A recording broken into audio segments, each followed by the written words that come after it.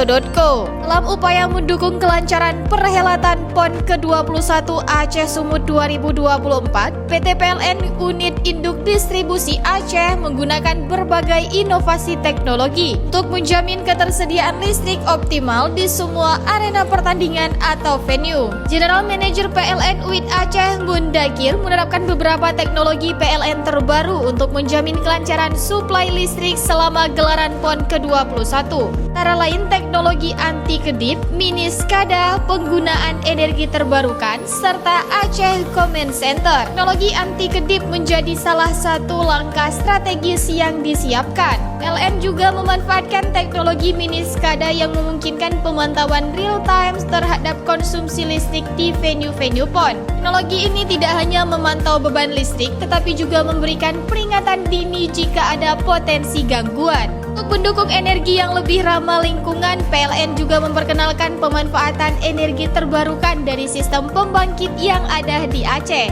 Inovasi lain yang diperkenalkan adalah Aceh Command Center, pusat kendali terpadu yang memungkinkan masyarakat untuk melaporkan masalah kelistrikan melalui aplikasi PLN Mobile.